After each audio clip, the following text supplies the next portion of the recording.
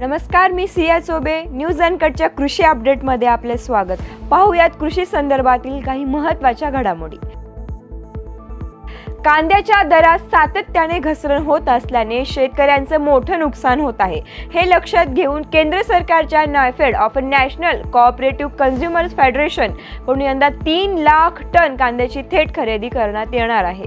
या निर्णयामुळे शेतकऱ्यांना बाजारात स्थिर भाव मिळण्याची अपेक्षा आहे आणि सरकारचा हस्तक्षेप तात्पुरता दिलासा देणारा ठरू शकतो. राज्यातील हजारो कृषी सहाय्यकांनी आपल्या प्रलंबित मागण्यांकडे शासनाचे लक्ष वेधले असून वेतनवाढ, कायमस्वरूपी नियुक्ती आणि सेवा अटी सुधारण्यासाठी सरकारने त्वरित निर्णय न घेतल्यास खरीप हंगामातील कामांवर बहिष्कार टाकण्याचा इशारा दिलाय.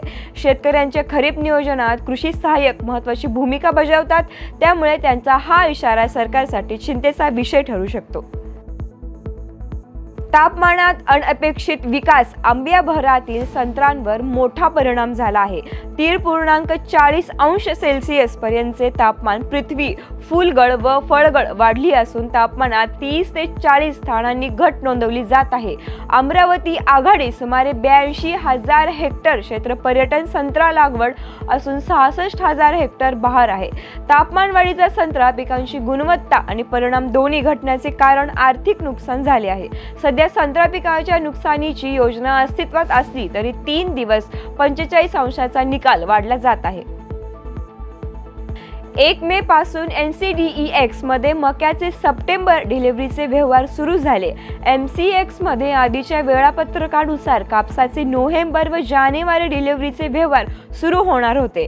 आधी कापसाचे नोव्हेंबर आणि जानेवारी डिलिव्हरीचे व्यवहार सुरू होणार होते, ते आता पुढे ढकलले आहेत. सध्या फक्त या वर्षासाठी मे, जुलै आणि सप्टेंबर कापसाचे व्यवहार सुरू आहेत. 1 लाख नुसार MCX मध्ये आधी नोव्हेंबर आणि जानेवारी डिलिव्हरीचे व्यवहार सुरू होणार होते, ते आता पुढे ढकलले आहेत. तर NCDEX मध्ये नोव्हेंबर, फेब्रुवारी आणि एप्रिल डिलिव्हरीचे व्यवहार सुरू आहेत. पोखरा टप्पा 2 अंतर्गत निवड झालेल्या गावातील शेतकऱ्यांना हवामान बदलाच्या स्थितीत जुळवून घेत सक्षम करायचे. आधुनिक तंत्रज्ञानाचा वापर करून नैसर्गिक संसाधनांचा कार्यक्षम वापर करायचा आहे. त्यासाठी सक्रिय लोह सहभाग हवा. कृषी विभागाच्या क्षेत्रीय कर्मचाऱ्यांनी गाव विकास आराखडे गांभीर्यपूर्वक तयार करावेत.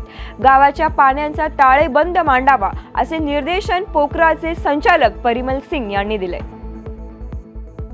केंद्रीय वस्त्रोद्योग मंत्री गिरिराज सिंगचे मुख्यद्वार उरळी कांचन येथे बाफ संस्थेच्या ग्रामीण नवोन्मेषी केंद्राचे उद्घाटन झाले. त्यांनी ग्रामीण उपाय वाढीत गत बदलांवर आणि उपजीविकेच्या मार्गाला चालना दिली. या केंद्रामार्फत कॅश व्हॅल्यू चेन, माती समृद्धीकरण, पशु पोषण, ऊर्जा पर्यायाचे पर्याय नवोन्मेषींना प्रोत्साहन दिले जाईल. आत्मनिर्भर भारत मोहिमेअंतर्गत ग्रामीण अर्थाला मजबूती देणे हे यामागील उद्दिष्ट आहे. कापूस हे देशभरातील अनेक शेतकऱ्यांसाठी एक प्रमुख नगदी पीक आहे.